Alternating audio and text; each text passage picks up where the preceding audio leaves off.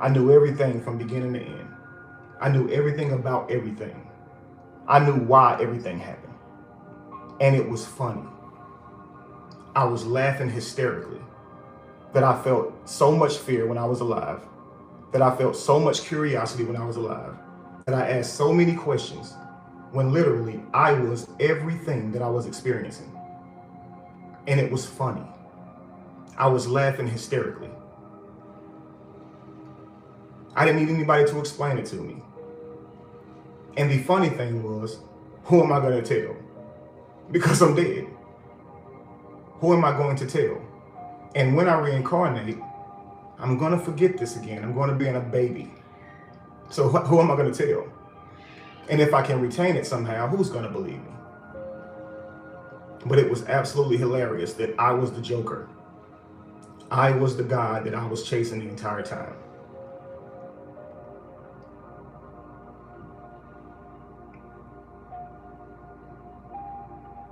Everything is everything. Everything, literally, when I left my body, everything began to just disintegrate around me. It just crumbled into little bitty pieces, like puzzle pieces, like bits of sand falling onto the ground. And then the ground began to do the same thing. Like dissolve, y'all, like dissolve. I was dissolving. I was trying to put myself back together. I was trying to like I saw my body parts falling on the ground, but I'm still standing here. And I'm reaching down to grab my body parts and put them back on. And as I'm doing that, my body parts are crumbling through my fingertips, like literally like sand. And I'm reaching for the largest parts that look like me. So I reach for my face. But as I reach for it, it crushes smaller and smaller until it disintegrates. And I'm grasping for all of this stuff. And as I'm doing it, I'm asking myself, wait a second, if this is me on the ground, then who is the person that's trying to collect me? My view hasn't changed. I appear to still be standing the same height. Whose arms am I using if I don't have arms? What am I trying to collect me with? I had lost all sense that I don't even see the arms I'm using to collect me with. What hands is the sand running through with no hands? But I'm trying to collect myself. And it was at that moment that I lost myself and my identity and everything I thought I was, and realized here I still am. Here I still exist. Even without Kevin, I exist. I was still there. And I laughed. It was so crazy. I laughed. It felt like I felt every emotion or every energy at the same time. And this is why I was hysterically laughing. So whatever you call in pain and agony and fear and heartache and love, without an avatar to censor that and govern that, you feel every bit of that all the time. You're a constant vibration of just every bit of that energy. And the only expression of it is just hysterically laughing. For me, it was. Ha ha ha, just laughing. It was so funny. I couldn't contain myself. I was so happy. I was happy, literally happy. I was in heaven, blissed out of my, it's not a mind. I don't know where I was feeling the energy from. I didn't have a body, but I was the energy.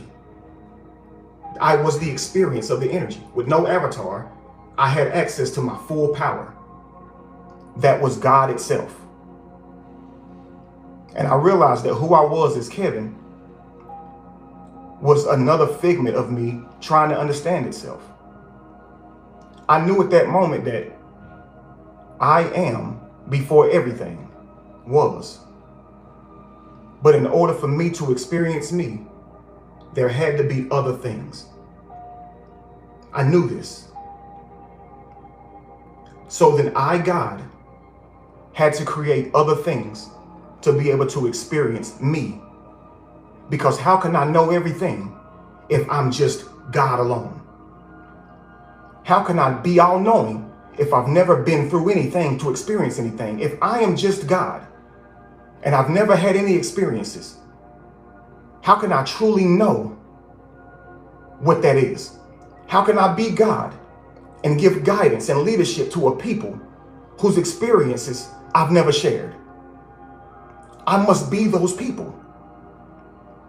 I must live in those people, but I cannot know I'm God. So I have to alleviate myself of everything that I think I know. And I have to do that in order to know it.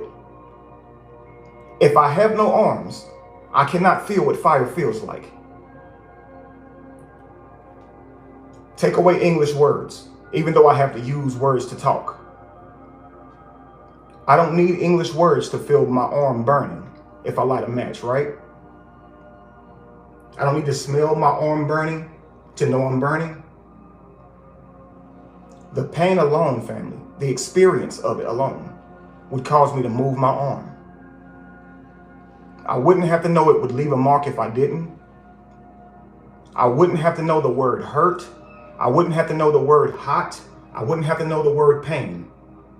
I have now experienced it, so I know it more than anything. See, I can explain what it feels like to be burned, but unless you're actually burned, you do not know it. You cannot be all-knowing. So in order for I am to truly experience itself, other things outside of itself had to exist. They had to be. They had to be in order for there to be a God separate from anything. Are you understanding what I'm saying?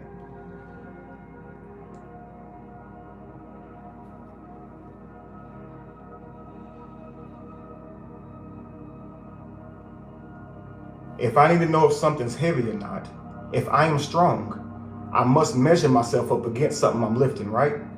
So I have to experience myself against something outside of myself to know if I'm strong, to know if I'm weak. So in order for God to truly know what it's like to be weak, God would once have to be weak, literally be weak. Do you understand?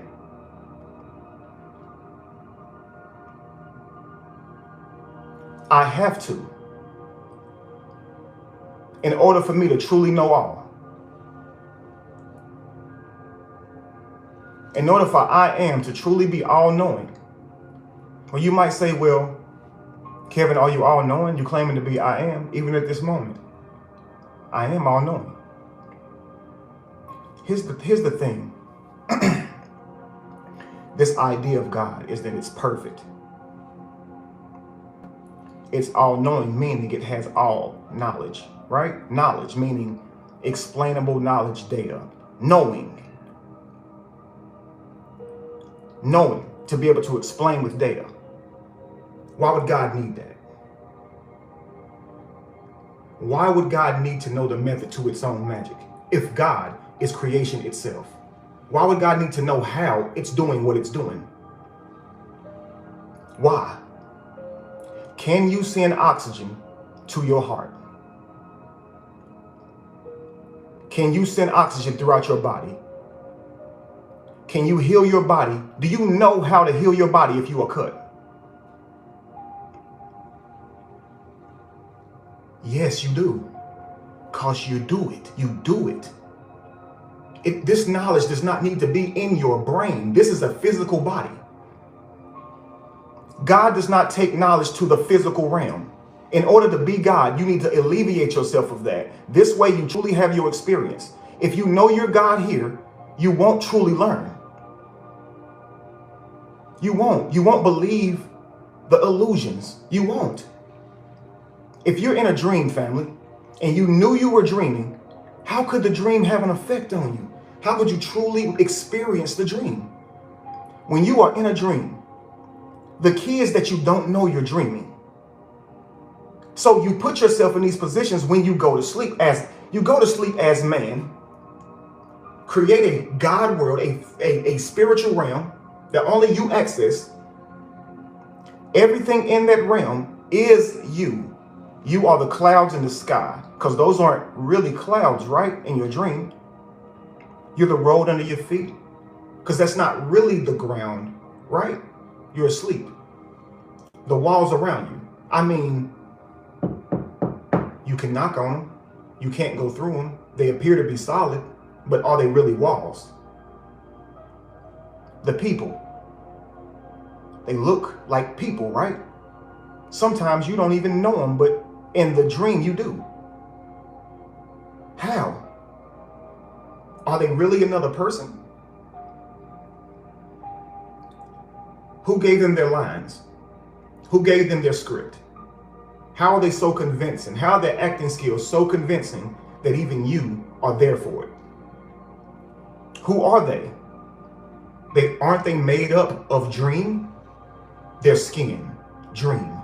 The walls, dream. The floor, dream. The sky, it's all dream. It's all you. That whole world. Likewise, when you wake up, it's all you. God creates everyone, right? Don't you? Isn't everyone around you who you make them to be at every moment?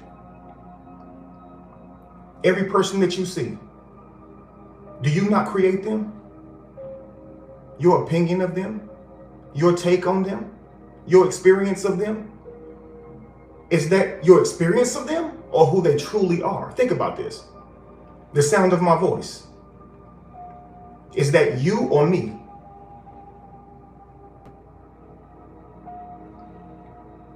There has to be a vibration that goes down into your brain. That is you. So you hear the way you hear. You don't hear the way anybody else hears. If you take a hearing test, you will find that your hearing ability is different than other people. If you take a sight test, you'll find that your seeing ability is different from other people. The way you see color, the vibrancy in it, it's different from other people. So your experience of this life is different than anybody else's on the face of the planet. You are creating the world. The world that you live in is the only person that lives in that world. Everyone else has their own world. Everyone else is their own God with their own experience. So the journey to rising to being that God, to self-realizing that you are I am, is to never look outside of your own experience whenever you're on your journey. Don't get lost. Don't get outside of your journey. Never compare yourself to another God. They are only you in a different moment experiencing life, because God needs to be everywhere at all times to experience itself. Experience all things, to vibrate off itself. When you zoom in, family, everything is everything. We're all just atoms. We think we're different, so we judge each other, when we don't realize that is you in that experience. Have you ever watched a movie where the movie starts off and somebody just blows another person's brains out? Bow! And you're like, oh, that was so wrong, right? And then right after that scene, it goes, that was 10 years ago, right? Or it says 10 years before. And by the time you get lost in this movie, you are the person that's pulling the trigger. You completely understand why Samuel L. Jackson pulls that trigger in Out of Time. You completely understand.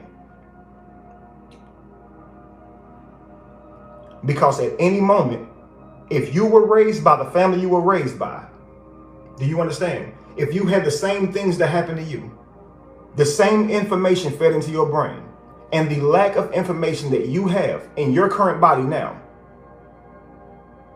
you would be that person in that situation. And so when we see versions of ourselves respond in ways that we think are not good, we judge that version of ourselves. But it's you in that life. That's why it says, judge not, lest you be judged. See, we've all tapped into the source. So these words have been said. Do you understand? But God is not what you think God is. God is not a person who has to die for your sins. This is based on the cultures of this world coming up with that and applying it to God. Do you understand? Only you can die for your sins. No one can die for your sins. And die means to do away with your old self. Do you understand? Die means to do away with your old self and rise and become a new person. See, a lot of y'all say, dang, I want God to come back. Well, every time God reveals itself, you kill him. People don't like to be told about themselves. And the person that's speaking the truth is normally hated. And then they project all their evil onto him, making the person that's trying to raise them up the bad guy. So they dump all of their dirt onto him because they see him as clean. He becomes the burden of their sins. And doesn't it say, cast all your burdens on me? You see me giving life. What does it say the devil does, family? What does it say negative energy does? Come to steal, kill, and destroy. What do you see negative energy in here doing?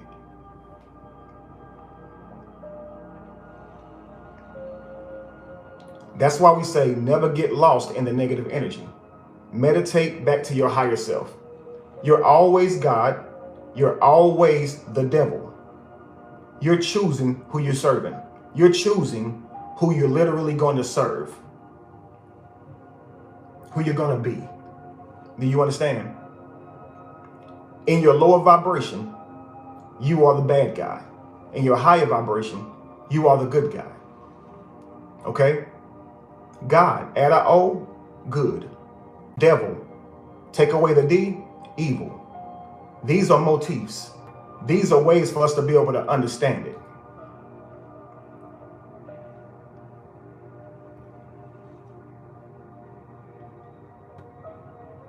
It says only God is God. Man have been given the name God and positions like King and Lords and Lords. God is 100% God and God is 100% man. Don't you believe God can do anything and be anything? Why would you doubt that God is man? Aren't you your creation? What do you think you're becoming one with God for? Why do you think you can become one with God and still not be God? That's why it is to deny me, I will deny you. You are denying yourself. You're looking into a mirror saying you're not God. You can never be God until you accept you. Do you understand? I am not your problem. You are. It is your refusal to rise to your own higher self. It is your fear to rise to your own higher self because of shedding what you think you know. What you have learned in your body. What you've learned since you've been here. You forgot, fam. You forgot. But you feel it. That's why you're here. That's why you can't get off regardless of if you disagree. You're right here. Because you know what I'm saying is true. You vibrate you to you on a constant basis. Everything you are, you bring to you. If you want to manifest the best in your life, become what you want. Fix your energy. Stop lying to the universe. Stop being fake. Be real. Praise people who you know you adore. Don't hate on them.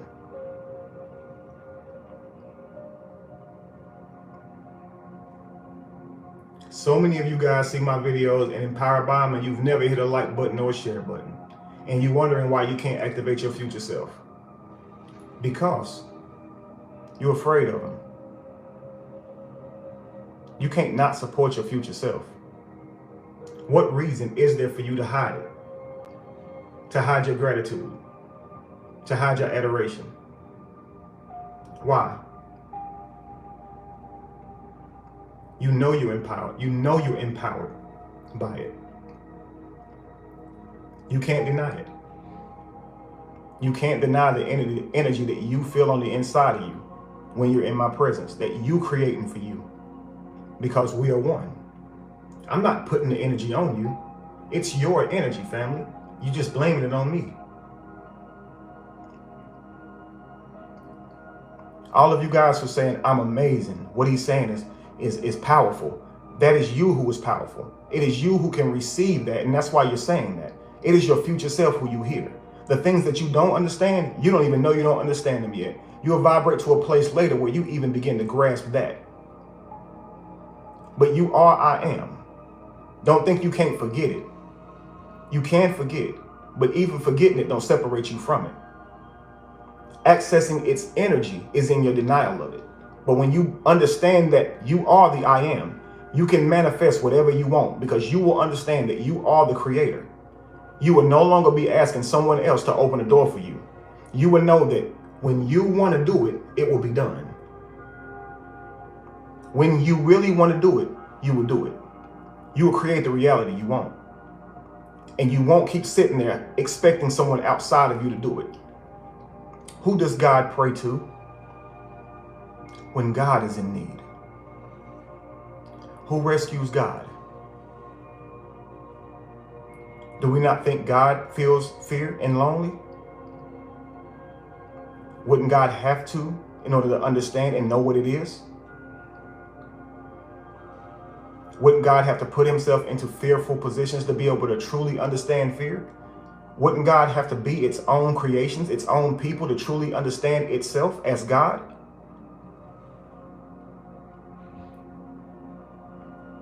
How can you know you can sing except you sing and hear your voice? Except you sing and others hear you sing and tell you how you sound? How would you know your strength unless you measure it against something outside of you? What is there to know except if you have no experience? What is there to know?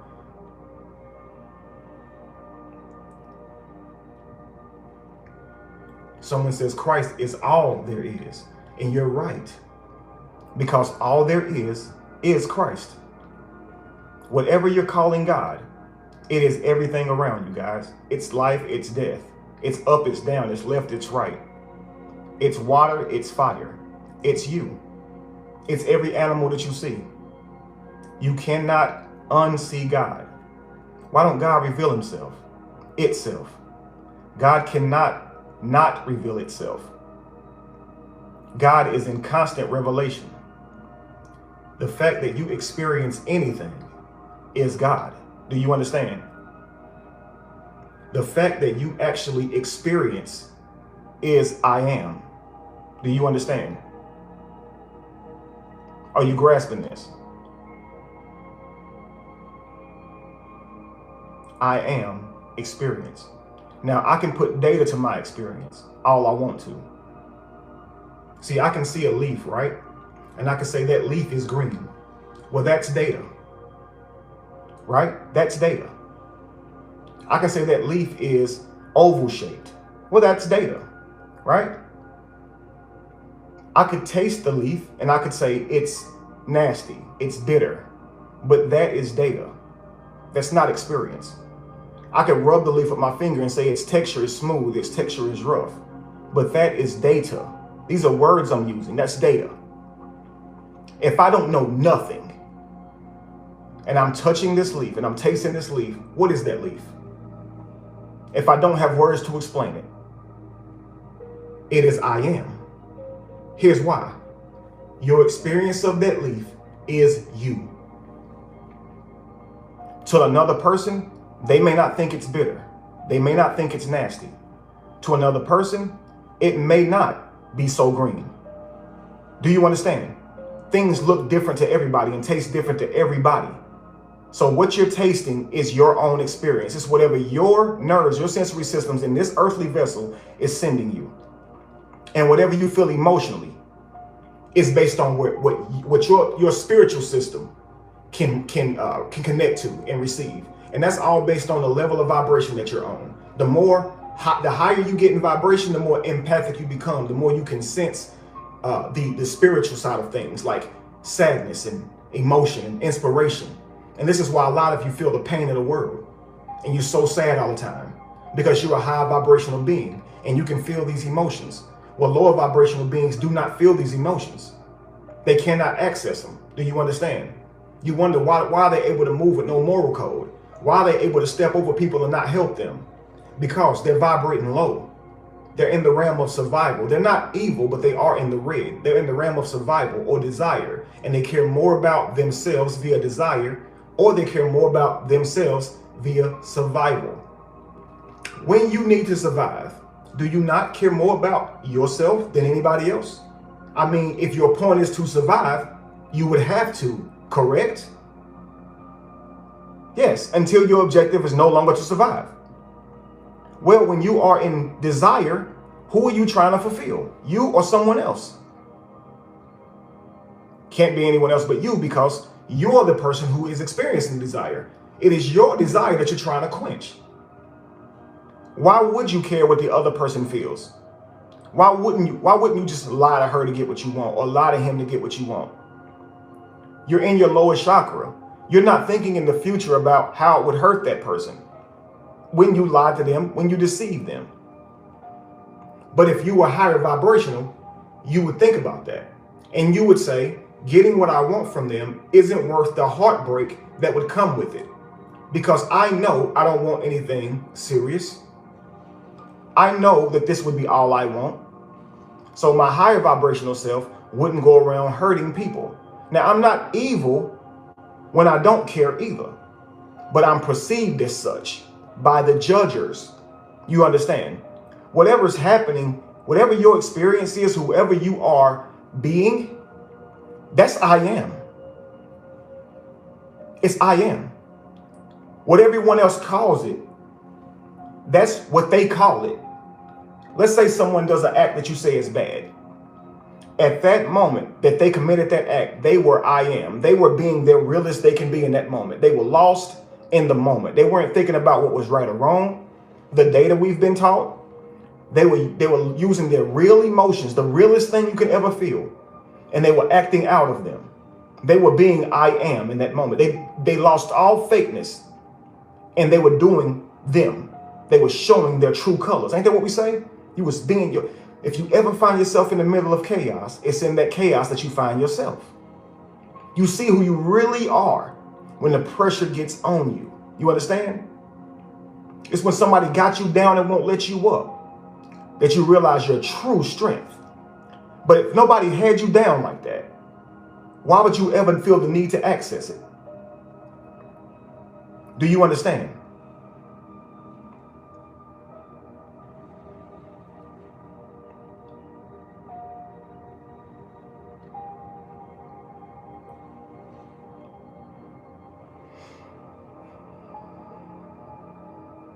We have the Most High in us, therefore I am. Absolutely. Do not deny yourself. You cannot deny. If you truly believe that the Creator created you, then you are the Creator as much as the Creator. Your creations are you, family. Do you understand? Your creations are you. You don't understand. Okay. Let me give you an example. Go back to your childlike states, everyone, if you don't mind. I want you to use your beautiful minds. Be the God that you are that can be anywhere throughout space and time. And I need you to travel back to your childhood for me. Notice you are I am. You are everywhere. You're going to do it. Even though you don't know how you're doing it, you're going to do it. So come with me, gods. Come with me, I ams, to your childhood. You got it in your mind, right? Remember doing the thing that you love to do, drawing, singing, dancing, when you were creating, the thing that brought you joy when you didn't need a TV, okay? Maybe you had your toys, but you were in your imagination completely lost in the moment. Nobody could tell you nothing. You were a kid. You had your airplanes. You had your drawings, and when you was drawing, you knew what superpowers your people had. You knew what their character was going to be like. You were literally living them out in your moment. If you was outside playing basketball, the stands were full. You was down by 15 points, and it was the fourth quarter with 2 minutes left, and you had to bring them back, right? And it didn't matter who was around. You didn't see none of that. You were in your moment, in your creation, enjoying you, in your moment. Your magic, that's where you were at. Your creation. That was truly you, family. Now here's what happens. Here's what happens, family. We fall out of love with our creations because we begin to measure them against other God's creations. And that's where you get lost, because your experience in your avatar for this world is to focus on what you can do in your avatar in this world, not what you can do in that avatar. See, the reason that you subconsciously chase what other people can do is because you know you're capable, because you know you're them too, in another life, in another moment. But you have to remember that you are who you are right now in this moment. And you have to use the skill sets that came with this avatar. See, as God, you're going to live billions of times and be billions of different people, billions of personalities in different time frames and everything. And you're going to have to use the avatar that you're in the environment that you're in, and use that as understanding in whatever lifetime that you have. And that's what you use as understanding that adds to your God whenever you leave this planet. You take that information back to you when you're God. But anytime you come back to this plane, you have to let go of everything that you know so you can truly be new again and react from scratch again and be in a whole different situation again. Do you understand? But everything that you create in your avatars are you, not something that came from you. They are you. Take drawing, for instance. As you draw, is your drawing not a reflection of your skill set? Is your drawing not a reflection of the time you put in? Is your drawing not a reflection of your hand-eye coordination? Is your drawing not a reflection of your eyesight, of your mindset? Is your basketball ability not a reflection of your physical attributes? What can you do that's separate from who you are? So I invite you to consider everything that you create is you. Someone says to me, Kevin, you high on yourself. Kevin, you amaze yourself. My response is, well, shouldn't I? We love God for loving his own creation, but we shun man for loving his own creation. What type of people are we? We want God to love us for we are his creation. In fact, we want God to love us more than all of his creations. But he only has one creation. You can't have more than one. Everything that you are doing is your creation. Your moments don't stop. The moment you stop drawing that picture, that didn't stop that from being a creation. It is still creating. Every mind that ever sees that photo, a creation is in their mind. They see something totally different from what you drew and what you intended it to be. You haven't stopped. You're always forever creating. You never stop. You are a creation. You don't have creations. So every time you draw, it shows an indication of your progress in all of your creation leading up to it. You get one life. Is it many lives because you woke up again? No, it's one life, right? And in that life, you reflect the progression of what you have learned in that life. Your life is a reflection of you. Your friends are a reflection of you. You are I am. The sound of your voice is you. You're not just the avatar that you see. You are the experience that you bring people. When you walk into a room, what people feel, that's you. What you feel right now when you're on my live, that is you. Do you understand? That's you. That's not my feelings. You feel your feelings. I don't feel your feelings. The power that you're tapping into is because you're in good company. Do you understand? When you are a chosen one, people around you are able to tap into their inspiration. You will know that you have vibrated to your higher self because people want to be around you.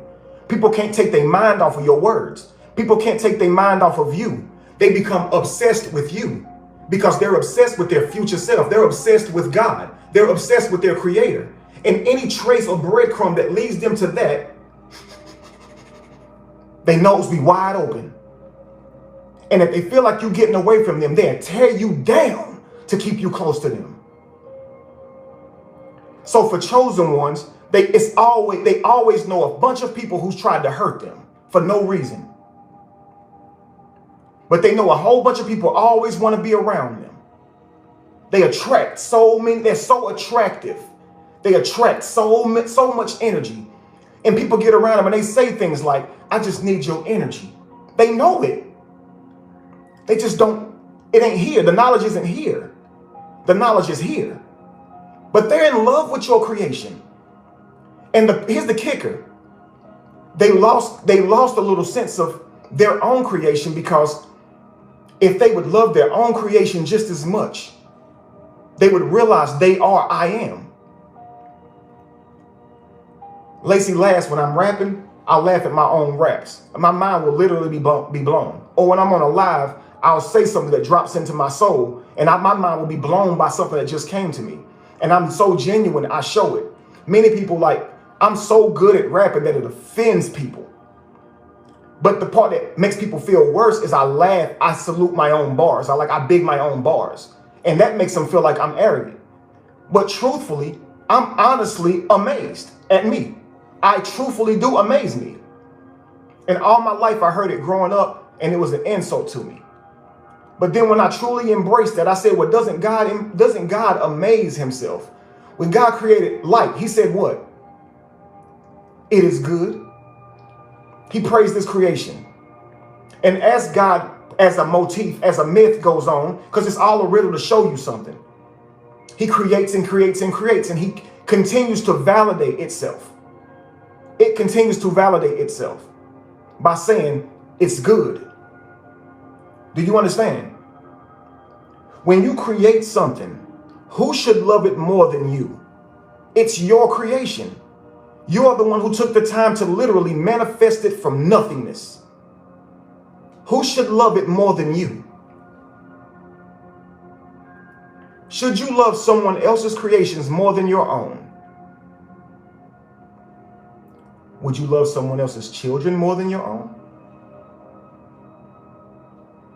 Your creations are you, therefore, they are special. They are special. Do you understand?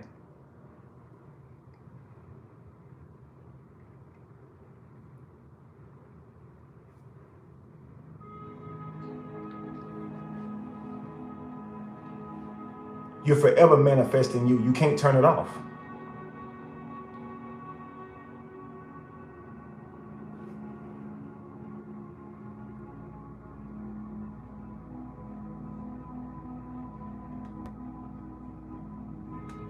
I did it, love. Love JJ, I did it. Let's see what you do with it. I'm going to trust you. Moderate. You're welcome.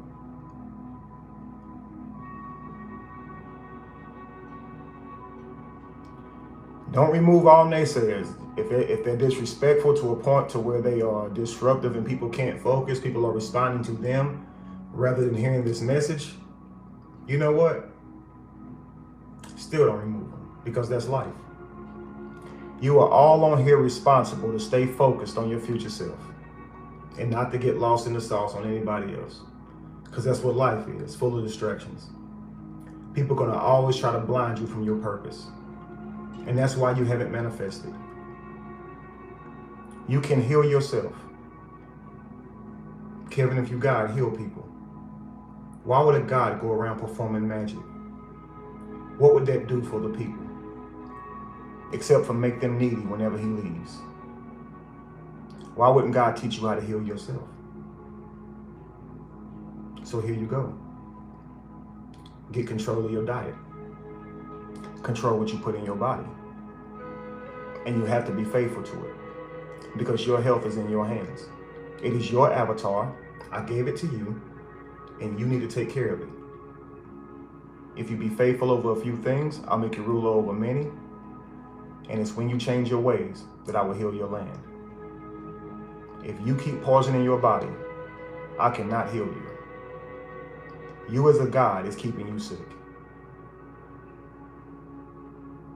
You're not doing it because you're focused on that person you don't like at work. You are still sick because you're focused on how to be liked by somebody who doesn't like you.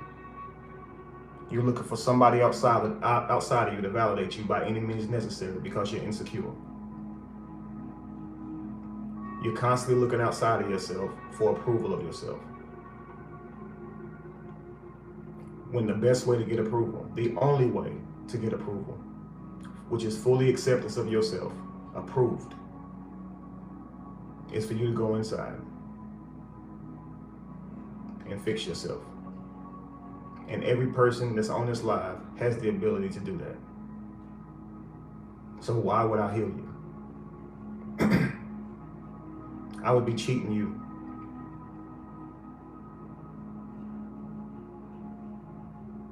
Why would I give you everything that you want? It wouldn't make you who you're supposed to be. Those things you want, I only gave you those desires because those are incentives to manifest who you truly are. It's never about your dream. It's always about you. The thing that you want, you have to be a different person to manifest it. You can't be you. So I put these things in front of you, so you'll have to chase them. Because during the journey, you'll get stronger because you got to keep taking steps. But if I tell you to get stronger, you won't do it. So I have to put your dreams so far out in front of you so you can vibrate to them.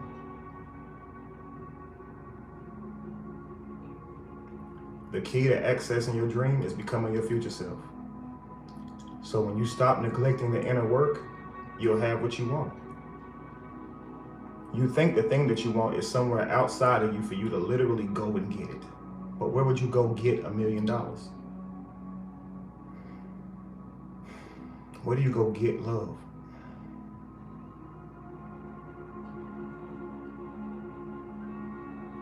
You have to vibrate it to you. You have to become worth $1 million. You have to become love. Love is not something you find, it's something you be. And you know it, because when you're in love, when you experience love, that is you. That's you when you experience in love. It ain't nobody else's love you feeling but your own. So when you go on a journey to find it, that is a false journey. You're only wasting your time. The journey is inward. For everything, it begins inward. It manifests itself with outer effort, but it's always inward. The motivation to do what you are doing is always inside of you. Unless, of course, you are a robot acting without agency. No. Behind every push-up is a goal. Behind every bench press is somebody wanting to be bigger, somebody wanting to be stronger, somebody wanting to change. The truest motivation, family, is always in here.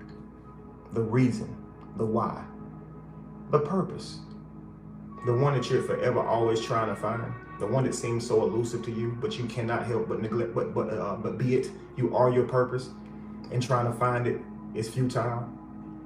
It's like being on a journey to find your own head.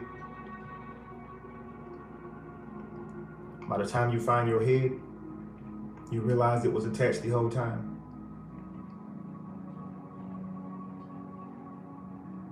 But the knowledge you gained in doing so, you have to be grateful for. And you realize it wasn't about the destination, it was about the journey. So it ain't about the dream. It's about you. You are the journey. In order for you to see I am, I have to give you something that you feel is greater than you to achieve, so you can vibrate to it. And when you do that, I can give you another dream, another goal. How will you know? It'll drop in your soul. Holy Spirit, you call it. Other people call it thought. Higher self. Vibrate into a frequency.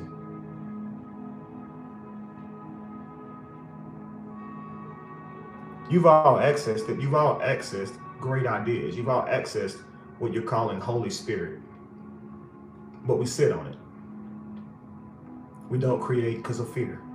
In our root chakra, in our lower energy, fear that we can't do it, so we sit on it. And someone who is without fear, they create that thing that we have tapped into to hear about. So we did have an opportunity, but we didn't act on it. And we self-sabotage by doing that. So someone else gets that vibration, they tap into that vibration, and they get that same business idea, and they start it. And before you know it, you're saying, that was my idea.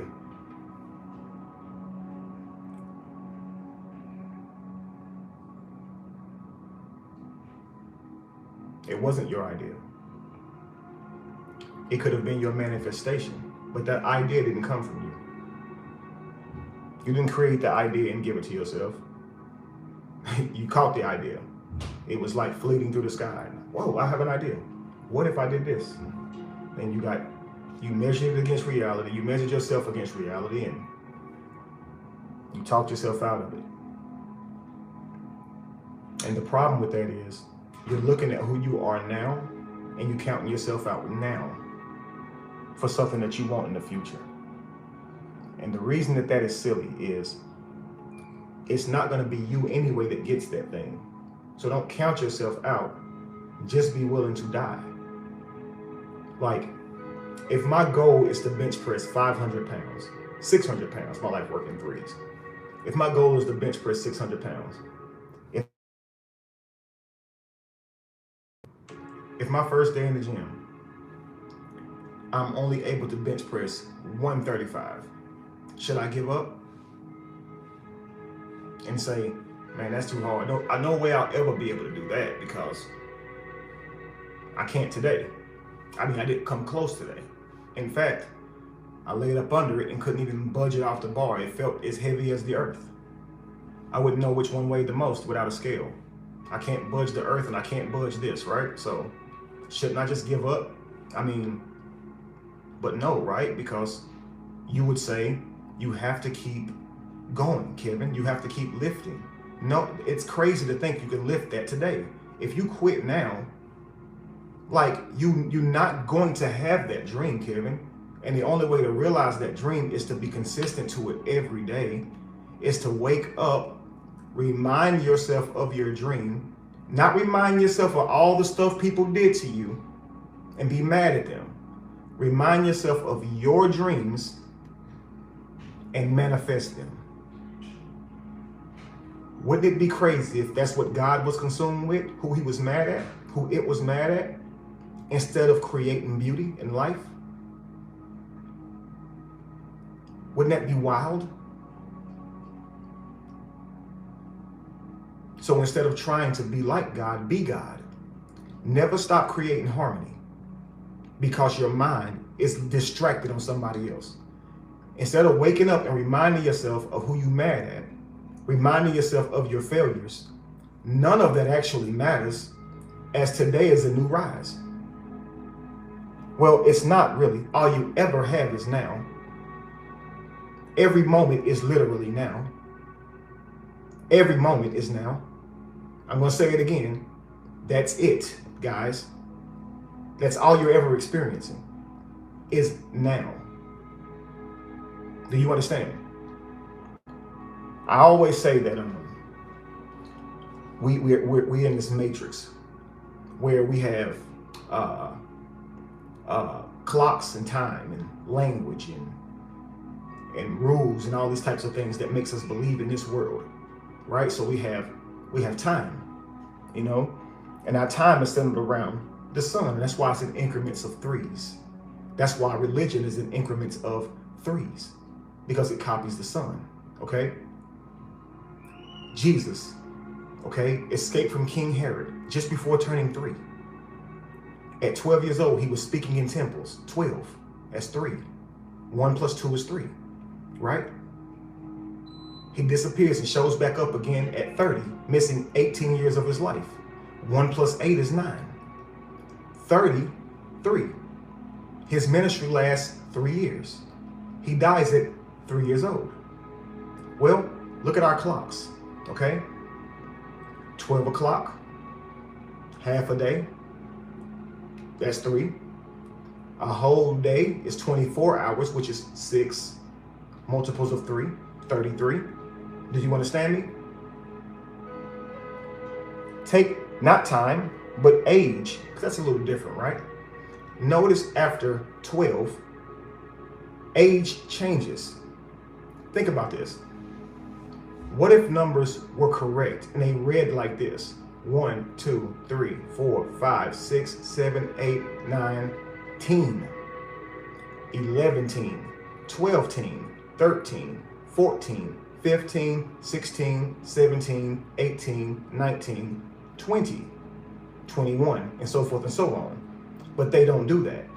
it goes to 12 and changes at 12 to teen. No other number does that. Okay?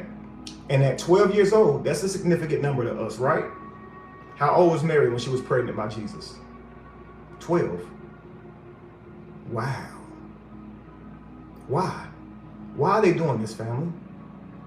How old is a boy when he becomes a man?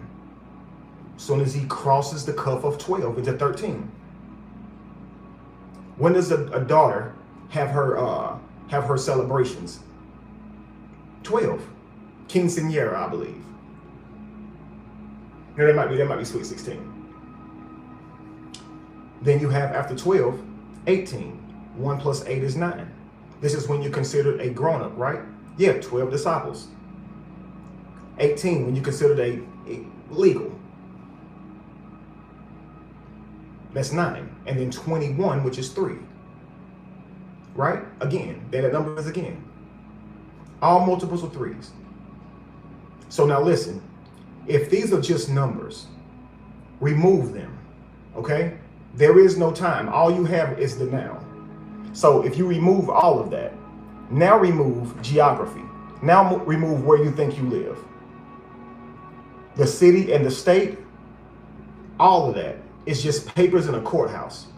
They are land masses in which we agree to names on. So if wherever you think you are, that place is decided upon and agreed upon. That's not where you are. Even the word earth is made up by man. Okay? So where are you if you're not in the state you're in, the city you're in, if it's just man-made stuff? Think about this. Imagine driving down the road in your car and you have a navigational system on and it's telling you where you are. Well, you feel comfortable because it's telling you where you are. But do you really know where you are?